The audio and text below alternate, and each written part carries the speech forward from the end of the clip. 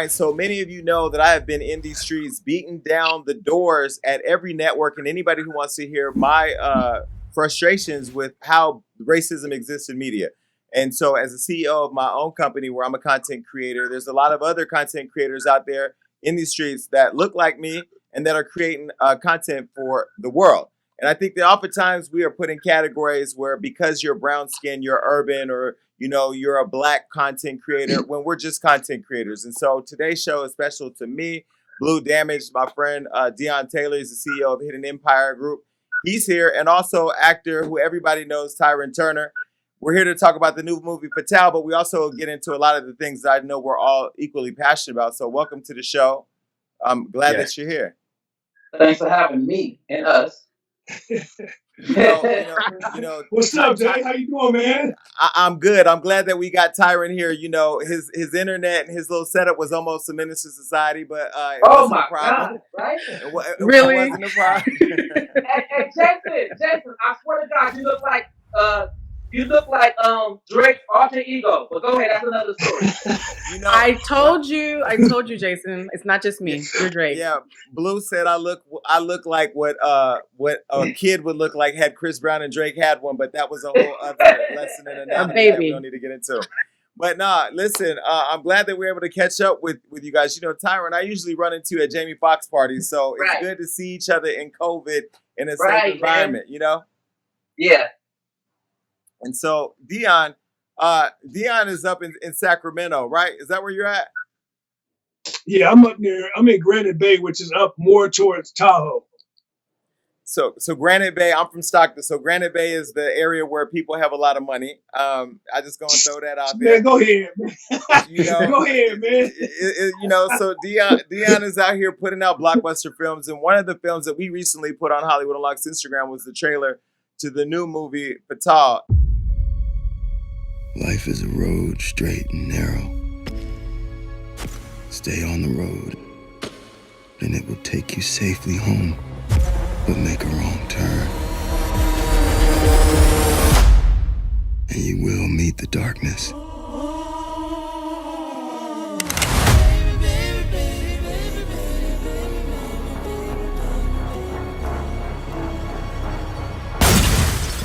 What was that?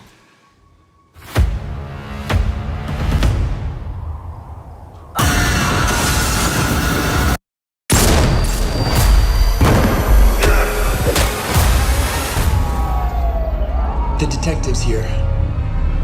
She's gonna be taking over. I'm certain I know you from somewhere.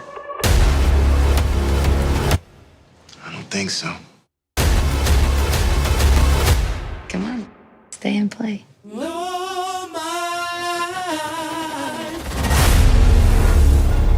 Look, I have a marriage to protect. You're afraid I'm gonna expose you to your wife? It wasn't a robbery. Can you think of anyone who might want to harm you? Friends? Family? Or a woman you screwed? And discarded?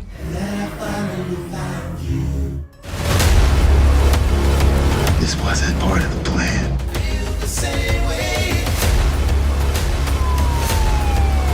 Did you do it? Did I do what? I am not a murderer. I don't believe you. I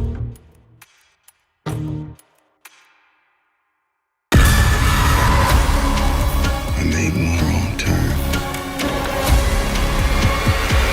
and it cost me everything. Well, then you shouldn't have come to Vegas.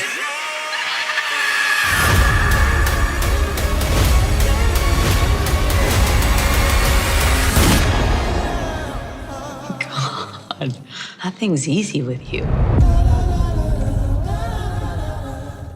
It went crazy. Like, people's reaction to it was really people are ready to see it. So I want to talk about the making of that movie, and Tyrin stars in that movie along with Hilary, Swank, and Michael Ealy. So talk to us about the film and how it all came together.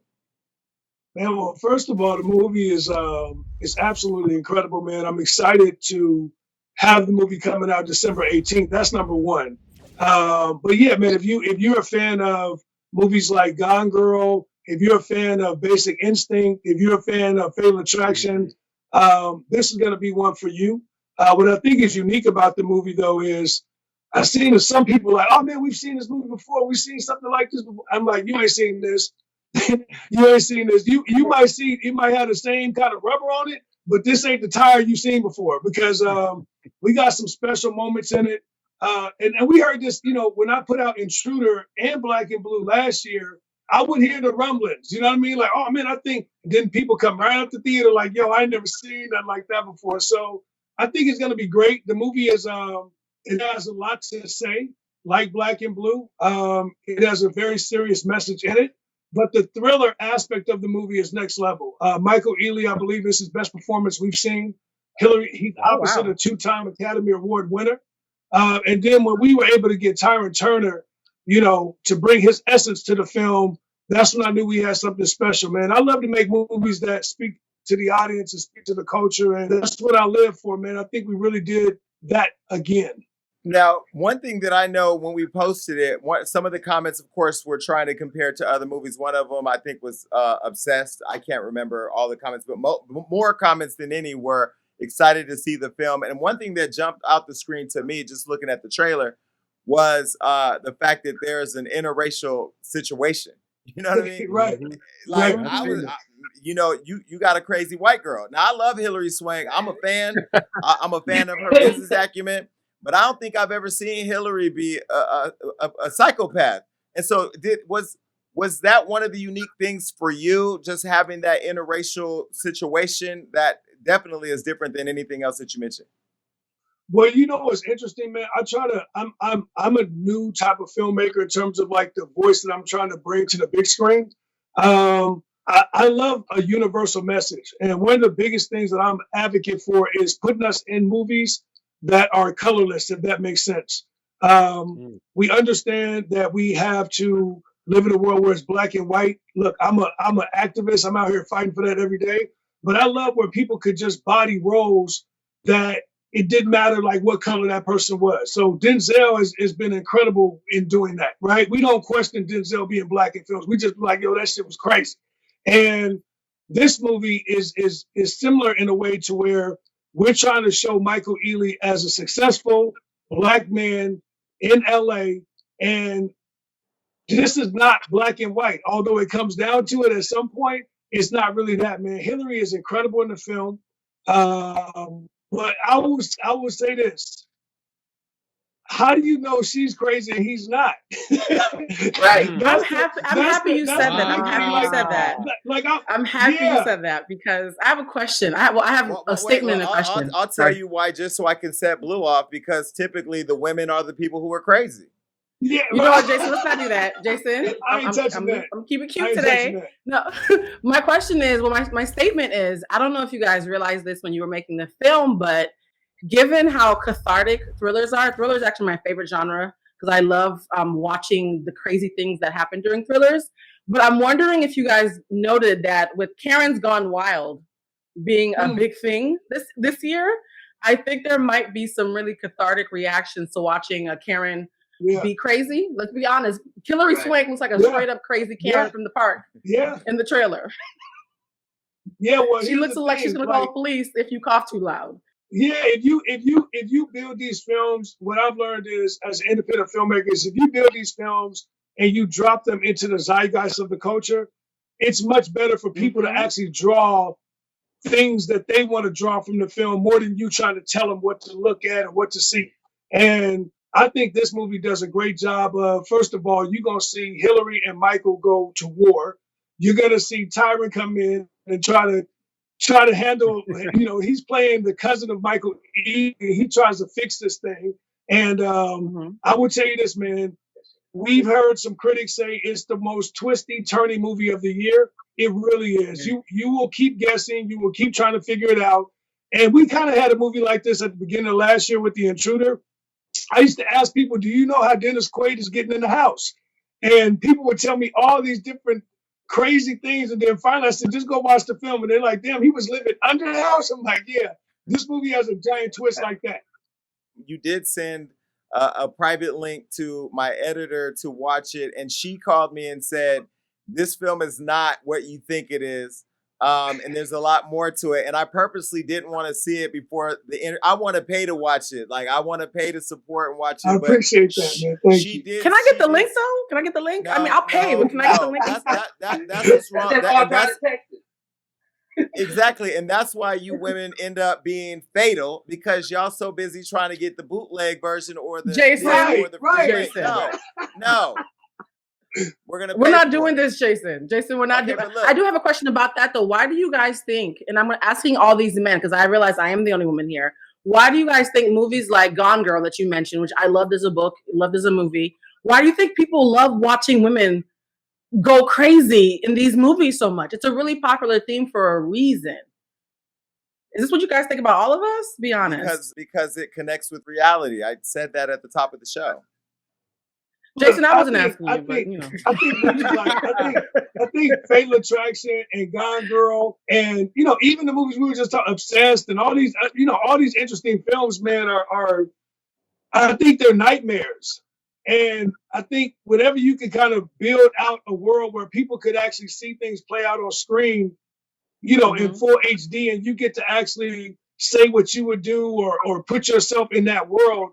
Those things play really, really well for audiences. You know what I mean? I mean, who wants to go see a movie where you know exactly what's going to happen and how you would get out of it? So part of being a good filmmaker and part of seeing great filmmakers that have come along over the years and people that I'm fans of is when you could put them in a box and they can't guess what they would do, right? Like now when we see people write things on the comments like, oh, I've seen this movie before, or that's the same just like this.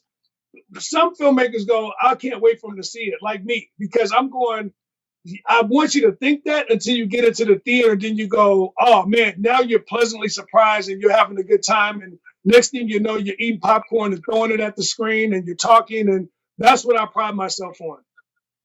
Now, let me ask Tyrin. So you're in the film, you're playing Michael Ealy's cousin. Right. What can we learn here that doesn't give everything away about what your role in the movie was? I got my cousin back. I'm going to ride with him. You know what? I love that. I got his back. So, okay, let me ask you this, because Deon's a married man, so I'm not going to go there. But have you ever had a relationship where, it may have started out cool, but then Karen got wild and it just ended up crazy? With a Karen, you mean with a white girl or with a black girl? Are you trying to? This is a setup, Tyrin. It's a setup. Just with any girl, Tyrin. Have you ever had a crazy girl, man? We know you got all the girls, man. My job, any of them crazy. My job is to set you up with a question, and you can answer it however you want. Jason, this is how it is. They're all crazy. What happens is that for some reason they crazy girls got some good. I'm sorry. They shoot me a bomb. You can say whatever you want here. They got good ones. They got good ones. Then you think, damn, this is why I deal with this shit. She crazy, but her shit is just, oh shit, Wait, is that a WAP joke waiting to happen? Wait. Have you ever? I want to ask you another question because I have a friend sitting in the studio. I ain't gonna say his name, but he had a situation where he was involved with somebody white and they wanted him to wear a do-rag and act like a gangster. That's racism. That is racism. I know. But Tyrin, when you've had a lot of prolific, moments in our culture in different movies and shows. Do the women ever want you to role play any of the characters you've ever been over your life? I'm crying. I'm gonna answer that. This one girl told me, she said, I wanna smash Rico. The dude with the banana and belly, she said she wanted me to wear the wig, the banana and everything. Wow. She said she wanted to fuck Rico. Did you do it? And you gave her Rico. No, I haven't, not yet. I mean, I can't talk like this. Yeah, I'm in trouble. No, this show is uncensored. You got to talk like that. So, but I think that when you're having sex or whatever, sometimes you do role play, like in life, like you may see, like, you may want a white girl to say something bad to you. You know what I mean? I don't know what you mean. Wow. That's called a race play. Hey guys, educational moment. It's called a race play. Google it. I don't know, You player. see a white girl, you may say, you want this black thing, don't you? You know what I'm saying? You say it. Yeah, listen, and if you This tie this somebody, role play. if you my tie, God. and blue, if your man was to tie you up and say, Harriet, come over here and get this bondage, you gotta play the role. First of all, I am not a slave. That is not sexy. I am not doing Harriet Tubman porn. I do think Menace to Society is probably on Pornhub somewhere, so Tyron might be onto something. But no, I think there'd be a line that I would not cross with race play. So you guys have lost me on this one. It do exist though. Like we're gonna keep it 100. It do exist. Like it's all it does it's exist, all in, yeah. in the enjoyment of the pleasure of it. It's not reality. Yes. I want to talk to Deon about being an independent filmmaker. You know, what's that hustle's been like, and do you feel like you've been overlooked, especially everything that's going on right now? What's that grind been like, being independent? Right. Oh man, it's been, you know what, my journey is very unique. I've been at this now for 15 years, making films on our own, and I often tell people I'm the product of no. Meaning, when I first started out, I had a script and an idea, and you know, like so many people, you go to Hollywood and you ask a bunch of people, "Can you please help me make a movie?" And after doing that for about 4.5, 5 years and being told no every place I went, I mean, sometimes I was told no twice. Finally, man, a guy pulled me to the side and was just like, "Yo, I'm gonna give you some information. You can use it or not." He was like, "No one's gonna ever make your movie." And I was like, "Oh man, what you talking about?" You know what I mean? I'm like, "Man, these people like it. These people said they gonna call me back." And he was like, "The only way you gonna make your movie, man, is if you gonna make it yourself." And he said, "Do you know what a producer is?" And I said, "Yeah, a producer is the person that does this, this, this." He said, "No, a producer produces the money and produces a film." And I was like, I had never thought about that. And after that conversation, what it did for me, it changed my entire trajectory in life. It was the first time I felt like, damn, I can go raise some money and go actually control what I'm doing versus waiting for someone to actually say yes or validate me. And I went off, man, and it took me 2 years to go raise my own money, got my money, and went and made a film. One of the first things I ever did, Tyrin Turner was in it. I called him, didn't know him. He, you know, at the time I was like, man, I'm a big fan, and he came and lent himself to me for a film.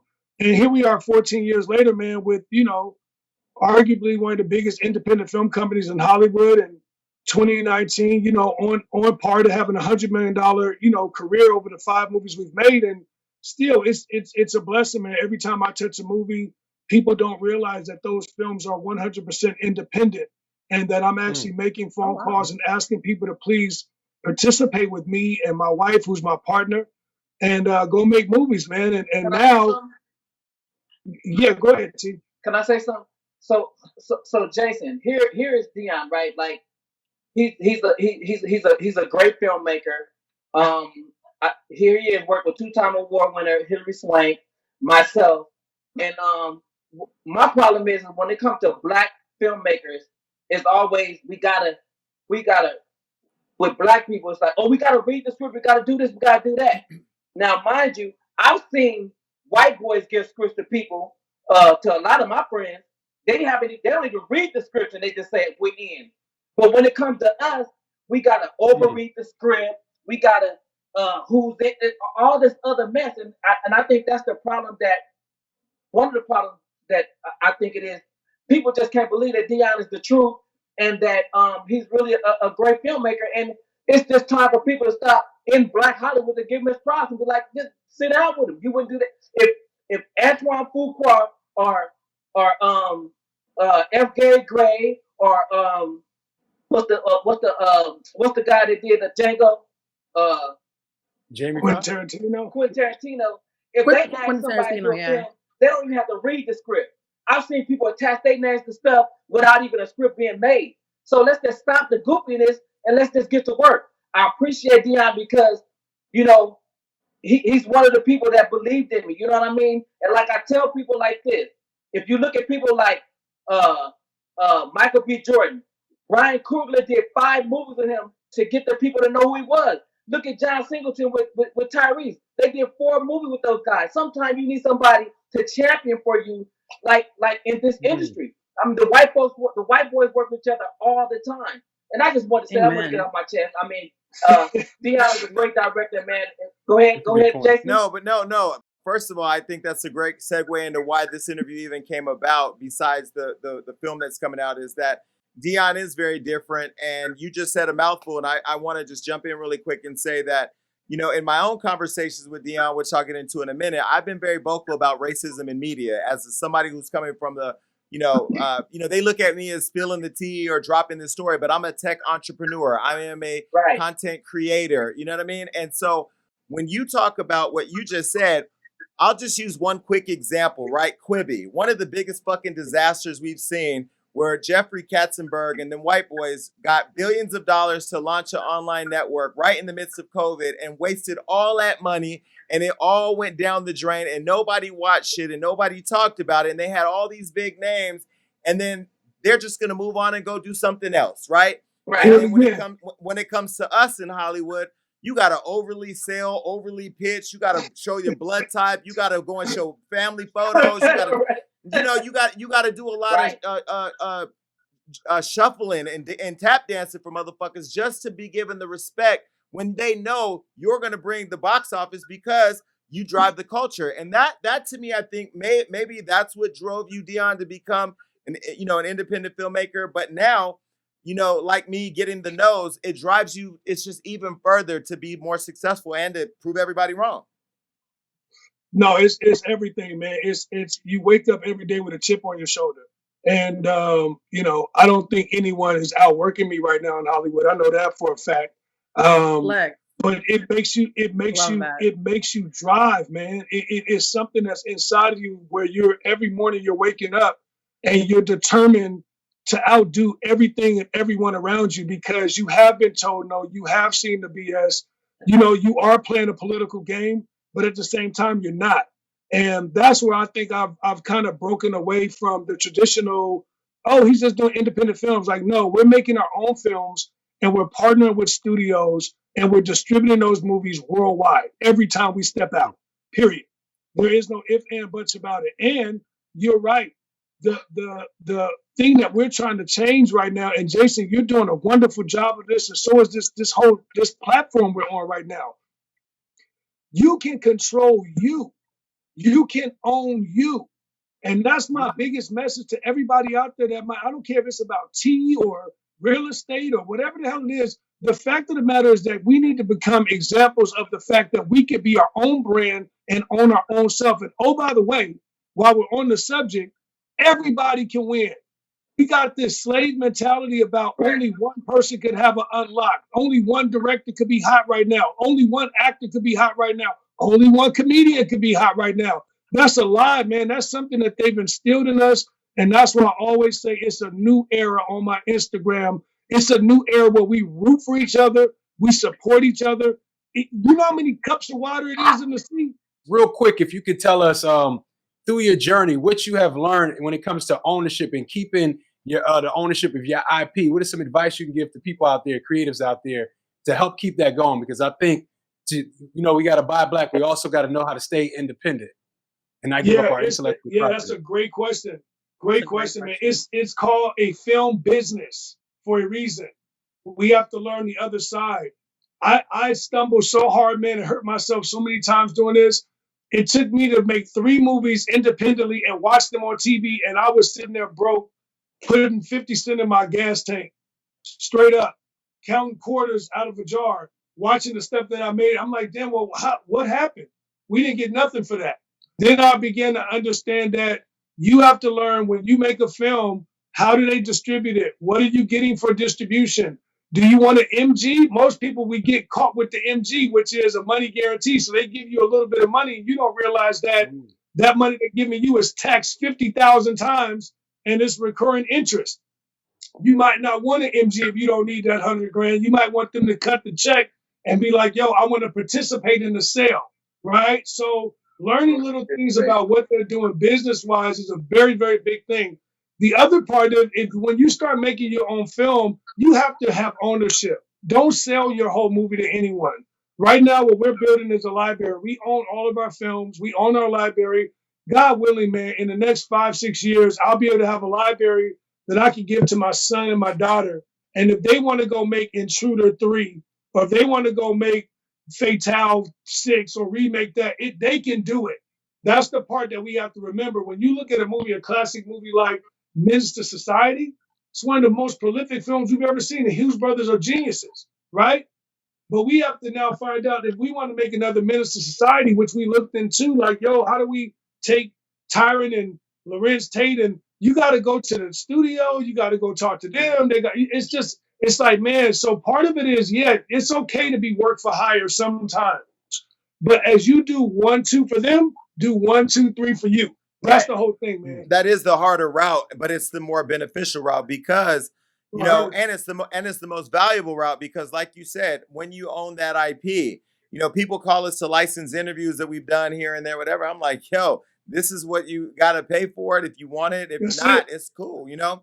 But it reminds me of a conversation I was having with Jill Marie Jones when I was saying, well, why don't we have a Girlfriends movie? She's like, we got to go through so many people to get that approved that Mara can't just put it out. And I was like, damn, that's crazy. It's a lot, man. It's a lot. And that's what we don't want to, like I said, it's cool to sometimes do that business, but every now and again, you want to have one where you own it. You know what I mean? And we like, yo, we could do another one of these if we want, especially if that thing hit or it's a big, you know, big giant film. So anyways, I hope I answered that question, man. You know, I just feel like we talk ownership and we talk independence, and a lot of people want to do that, but they don't know how to maintain that ownership and maintain that independence, and they end up giving away some of their IP or giving away rights to something that they created 100%. So thank you for the advice. You know, you got to be prepared to have a metaphysical death in this business. That means that you have to be prepared to lose it all and know that God is going to make sure you all right.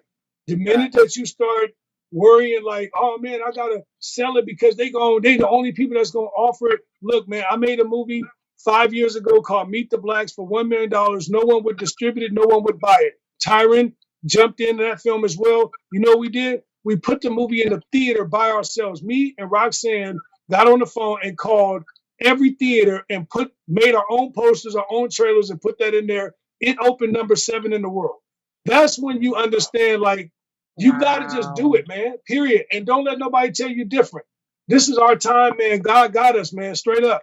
And to your point, this is why I keep trying to tell folks, when Instagram put the little emoji or the little thing, the GIF on Instagram that said #BuyBlack.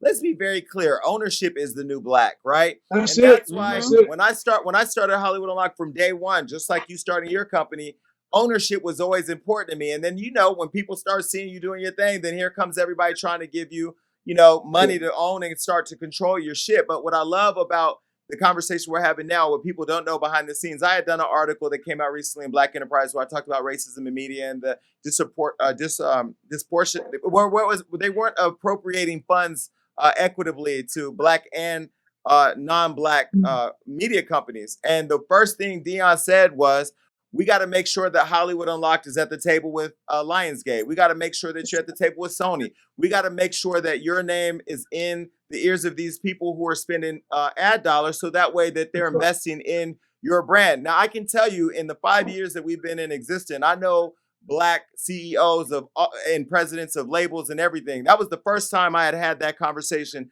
with somebody who looked like me and was talking the same language as me, because like you said, I feel like people feel like there's a fear of opportunity. Like, if I don't do it all for me, I'm going to lose it. And why does that exist? Well, that's what we're talking about, which is a slave mentality. That's a taught trait. And that's something that we all are flawed with as Black people, and that we have to actually break, which is a much, much deeper conversation, you know, that we could have on today's interview. But the reality is, we have to actually know that we're doing that and then tell ourselves physically, stop doing that, right? I see somebody over there that dude, man, he look fly. He got the muscles, he got the shoes. I'm like, man, I got to tell myself, damn, that's just a good looking brother, man. Hopefully he's successful, whatever that might be, without giving him the negative vibe or the hate. You know what I mean? We the only people in the world, man, that look at each other and see a target. Straight up. Everybody else, Everybody else sees themselves.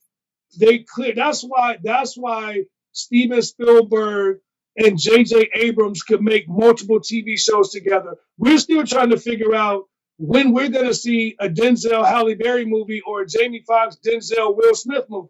They done made 25 movies with their stars, and we're still trying to figure out when we get one or two.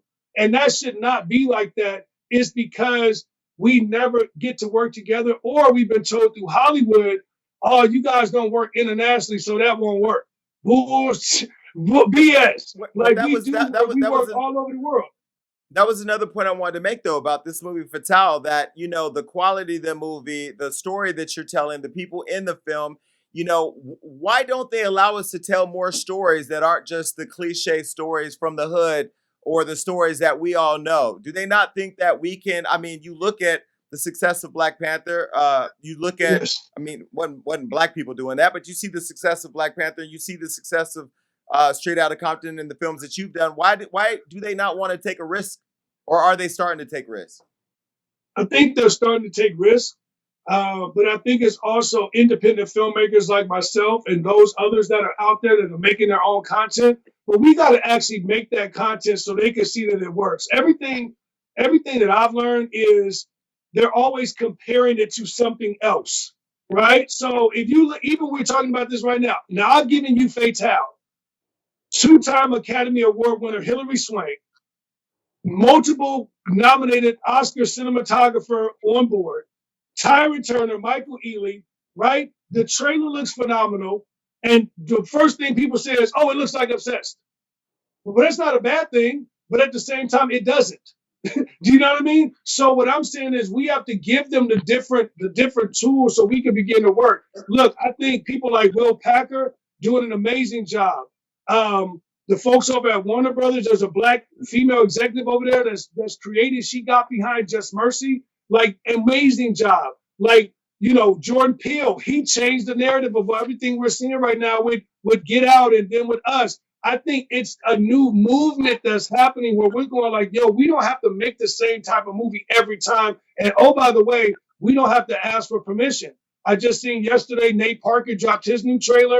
And that's what it's about, man. It's about us going and making our own content, making new content, but then also doing what we're doing, which is picking up people like Tyrin, grabbing him and being like, bro, you're a movie star.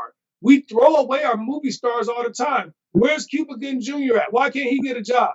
Right? How come we let them throw Isaiah Washington out? Why can't he get a job? We were done with Wesley Snipes until Eddie Murphy was like, yo, come over here, man. Let me get you back. These are our stars. We got to provide for them, pick them up, and let them rock with us. And that's what the new era is about.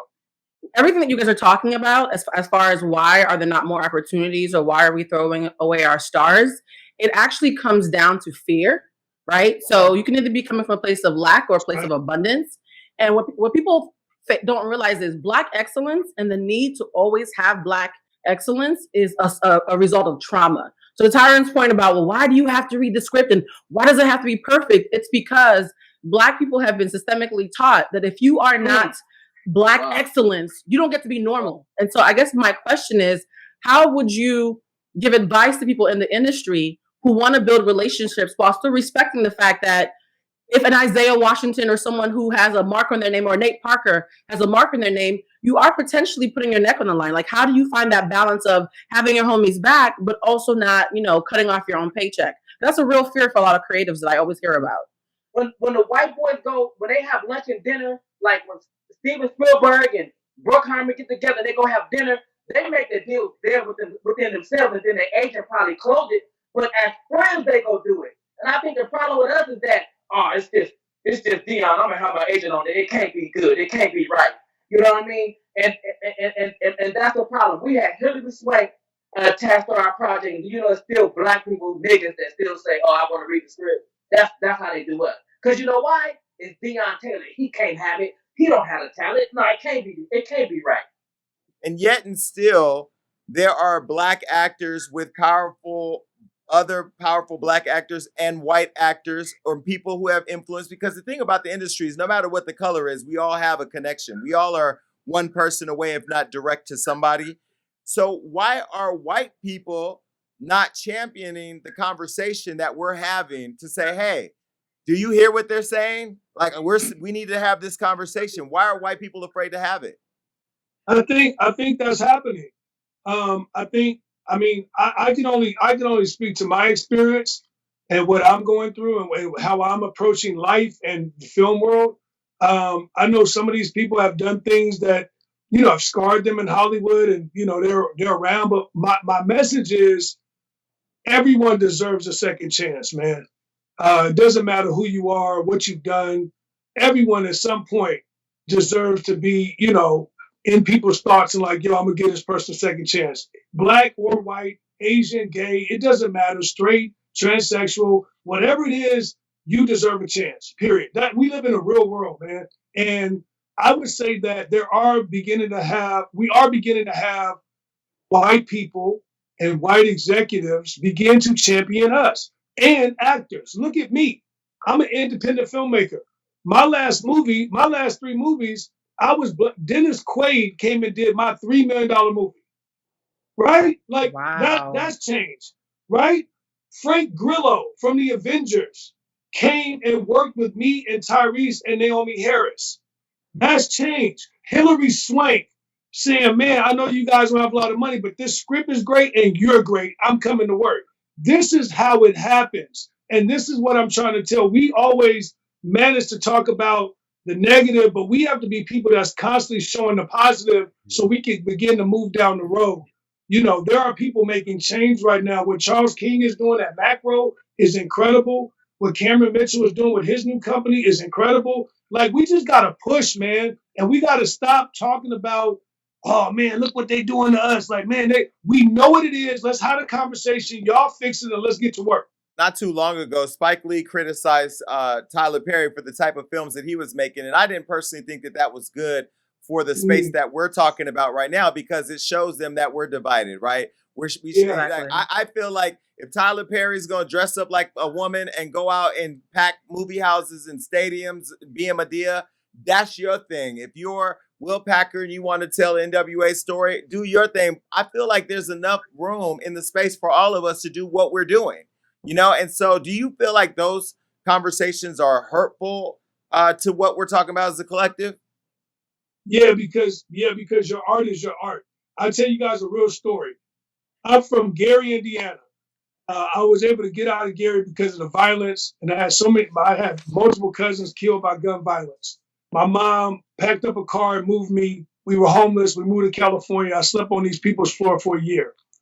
The first time that I ever seen LA was through the eyes of John Singleton. I said, wow, that's LA. The first time that I ever seen New York was through Spike Lee. The first time I ever seen Atlanta was Tyler Perry. You get where I'm going with this? Yeah. It is an artist's job, no matter what that story is. This is their art. This is their craft. This is what they have given us a vision and a lens into worlds that we've never been able to go to. I never knew what it was to go overseas until I was able to go play basketball over there and see it for myself. And I'm saying this because we can't shoot down other artists that's creating art. Tyler Perry, and I'll say this, man, I don't want to get in too much trouble on this on the line here, but critically, if you ever read what critics write about Tyler Perry, you would be like, yo, this dude is like the worst filmmaker in the planet Earth. Now, let me tell you something. That's wrong, because those are white critics writing about a black man who's actually writing stage plays and writing screenplays. Here's the flip. If you ask my mom who's her favorite filmmaker and what movie she loves the most, she gonna say Tyler Perry. So why she's supposed to say you, but she will. But she loves. But what I'm saying is, my mom stood in line every time to see a Tyler Perry movie, and I stood right with her to support him and her. And what I'm saying is, those are the people that should be critiquing Tyler Perry's movies. 50 to 70-year-old black women. That's who's going to see it. They should tell you, oh, this one was better than the other one. Not. Yep. If you, Jason, you're going to love what I'm going to tell you right now, because you are an artist, man, and your panel is always great. Here's the thing. If I am a critic and I have listened to the 16th. I've listened to Bach, Mozart, and anything classical and you know, period art music, and I'm going like, this is what makes this great. How could I ever critique Jay-Z? Right. How? Facts. So we have to take a new position with that as well, man. So we need new critics for Black audiences. We need new critics that could actually go into our world and understand that Moonlight was one of the most incredible movies made in this last century, this last 20 years. We need to know that, you know, Antoine Fuqua needs to be celebrated. We need to know that Spike Lee needs to be celebrated. This is just how we need to do it, and we can't do that by tearing each other down.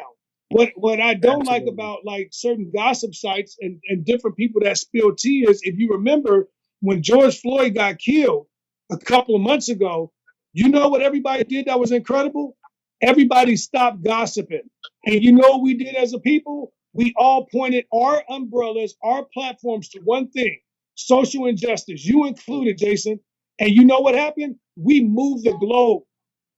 Every time we turn our antennas off and we turn to who got what, who pregnant, who balls is big, whatever that thing might be, we end up losing the energy. We end up losing our world, man. And what I'm saying is, right now, we got to get to a place to where we ride for our filmmakers, we support our filmmakers, we rock and roll with our actors and our performances, and we got to get to do what we're doing right here. What we got Unlocked is backing Deon Taylor, who's a 100% independent Black filmmaker with a giant film coming out December 18th. And y'all rocking with me and I'm rocking with y'all. That's how you change it.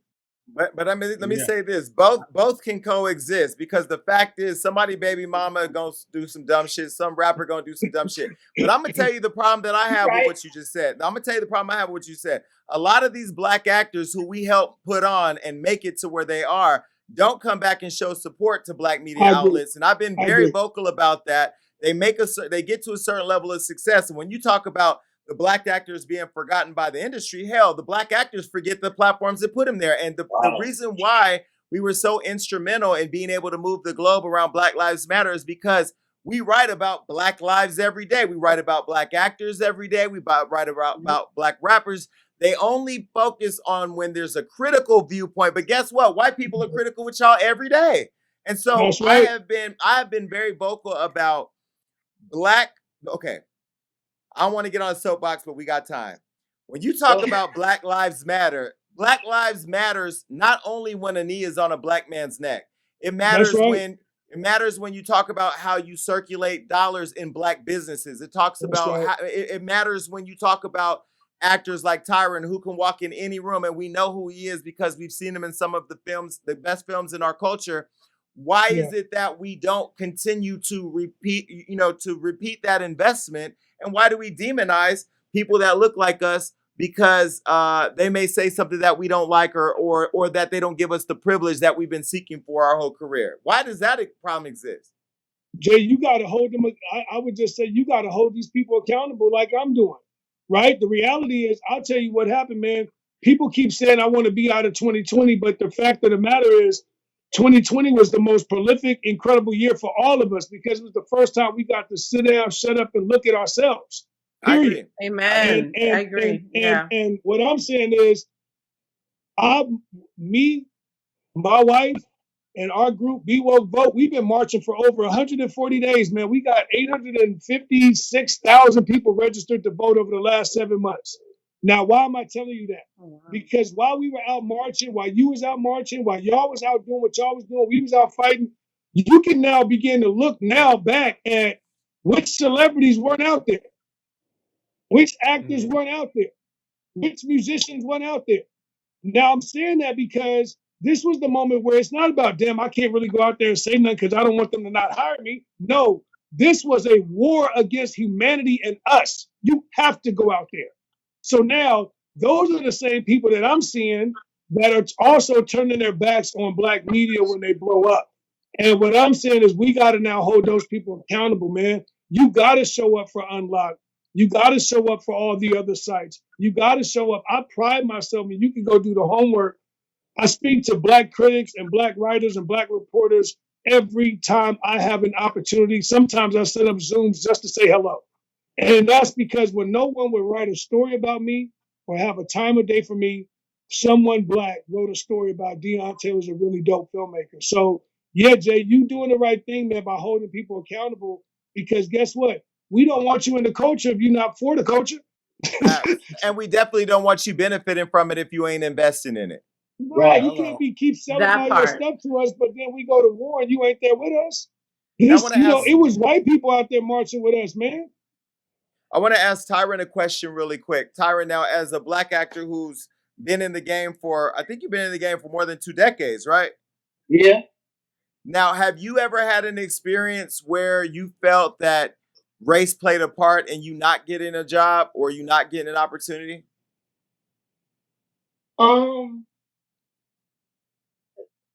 I think not exactly. I mean, I was up for robbing because they were gonna make him black at one point.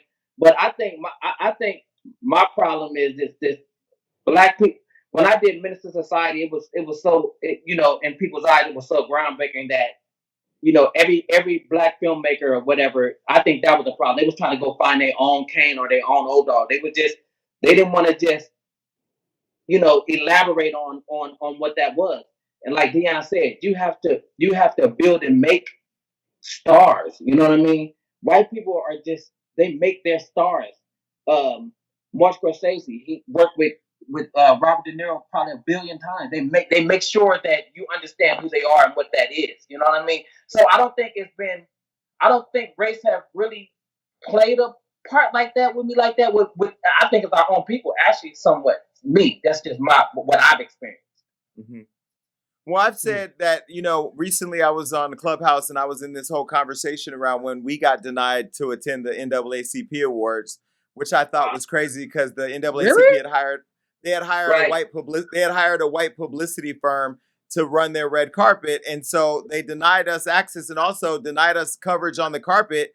And it became a big thing where I went on the Breakfast Club and I put everybody on blast. And so we had this whole conversation because TV One's now trying to repair that relationship. And so I ask you, when you look at, black celebrities who have, who are seeking a certain level of validation, I guess I'll ask both of you this. And then by doing that, they want the affection from whiter mainstream media or, they hire the white publicists to try to get them that.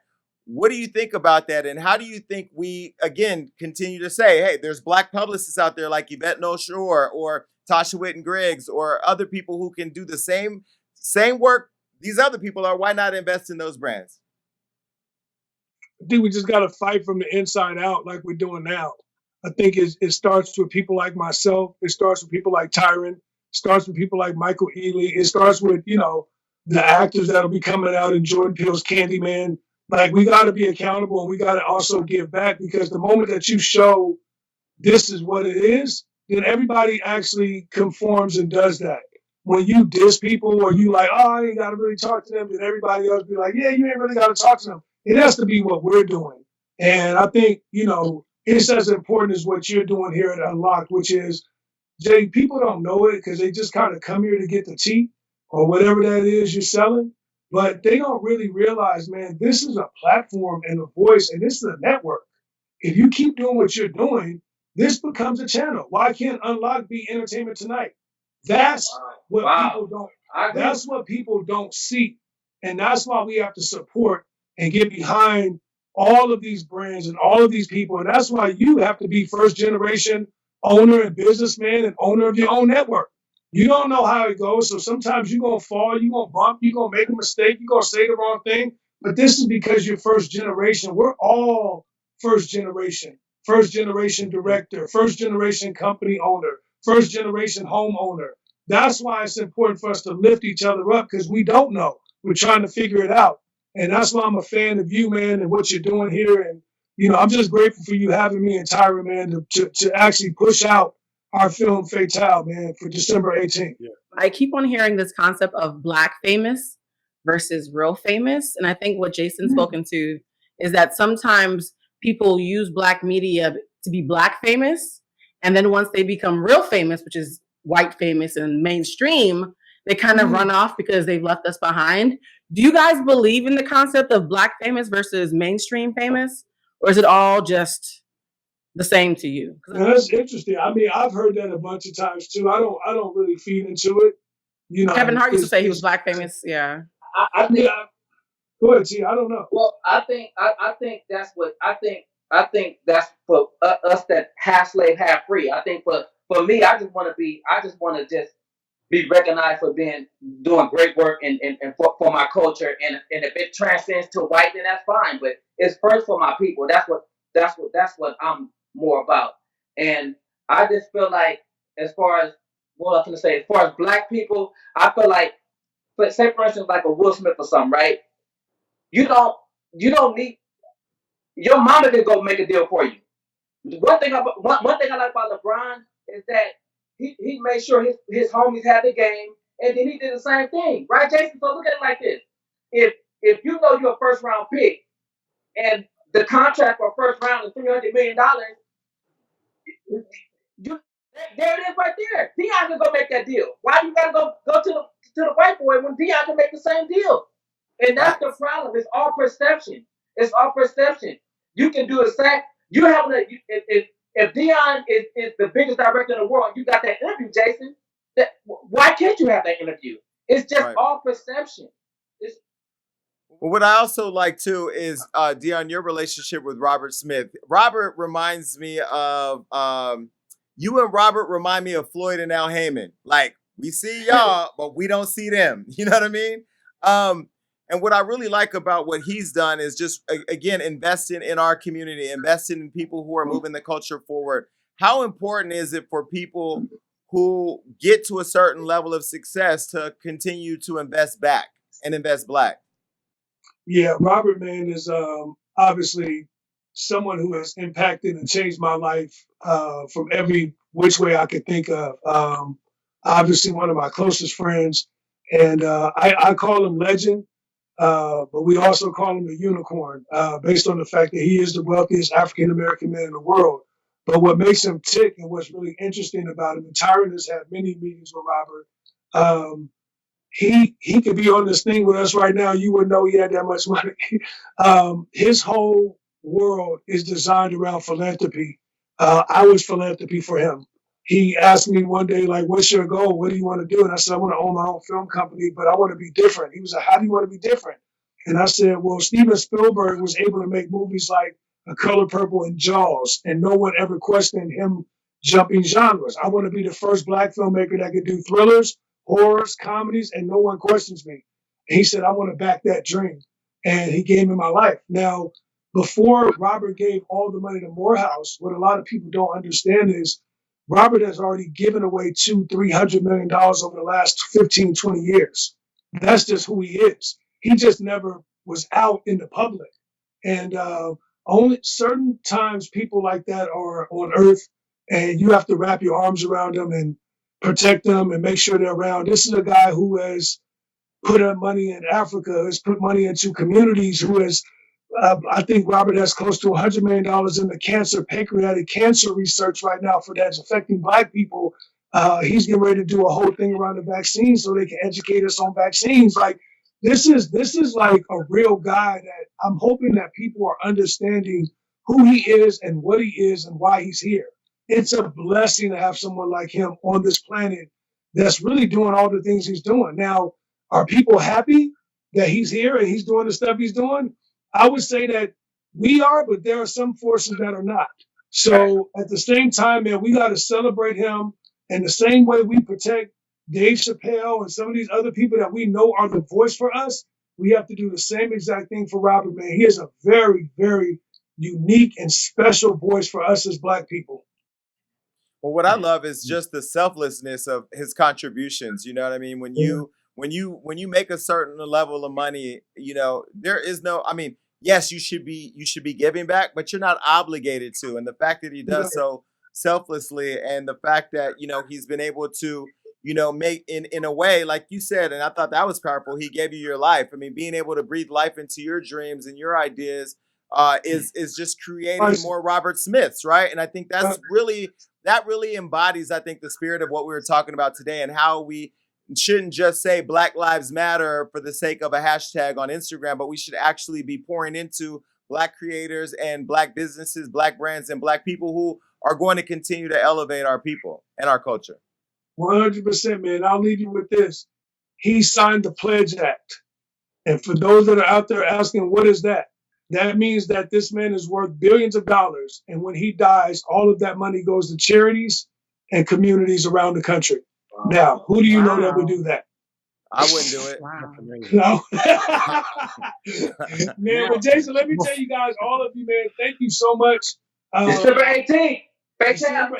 Please, everybody out there, December 18th, Hilary Swank, Michael Ealy, Tyrin Turner, Michael Coulter, Damaris Lewis. Man, it is an amazing film. You got to go see it. They have all these programs set up at AMC where you can have your own theater. We also just did a deal where if you buy one ticket beginning today, we buy the other ticket from you. It's so many worlds for you to be able to see this film, man. Please participate in it, see it, be entertained by it. It's a beautiful movie, and it will make you jump. I promise you. And we're scheduling Michael Ealy and Hilary Swank. So I hope they get a chance to stop by because I'm excited to continue the conversation. I'm also interested in knowing, you mentioned your wife, Roxanne, at the top of the interview, who's over there with you at Hidden Empire running things. I was on a call with Roxanne. She's a boss. She ain't playing. Roxanne she is a producer, and she's one of the most prolific producers in Hollywood. Every movie we've done, she has single-handedly produced that film by herself. And when you're making movies like Fatale for $5 million, $6 million in LA, that means you a beast. I love it. And Omar Joseph as well. Shout out to Omar Joseph. So that's Omar, Omar, my brother, man. And everybody else out there, man. Jason, thank you, man. We love you, brother. Thank you. And listen, wait, real quick. I talked to Tyrin about role playing. You and Roxanne don't role play Fatale because just from the opener alone. Chill. Oh my God. Jason, and we're back. Chill, man. Yeah, the opening. Let me tell you something. The first 15 minutes of Fatale, boy, oh boy. Man. All right. Well, thank you, man. Go see it. Jay, let me know when you see it. Well, thank you, Deon and Tyrin, for coming on the show. And also, Deon, thank you from all of us at Hollywood Unlocked for making sure that Hollywood Unlocked is in the rooms with you when you're talking to these people. 100%, and that's your walking the talk, because I think you're an example of what everybody else in the industry should be doing and how we, come together as a community and win. So, Fatale, December 18th. I'm going to be getting my tickets because I'm going to support you, and everybody else should too. So make sure you check it out. Thanks for coming on the show. We'll catch up soon. Thank you guys so much. Go see Tyrin Turner, man. He kills this. Kane! All right, y'all. All right, peace. All right, look, that was a great show. And make sure you keep coming back because we got all types of amazing interviews and topics that are going to make you go crazy. That's right. That means like, subscribe, do everything you need to do to make sure you stay up to date with what we got going on. And ladies, stay tuned in because I have your back. And listen, make sure that you're commenting below because even though I say I don't read it on the show, that's all I do when it's over. Peace. Mm-hmm.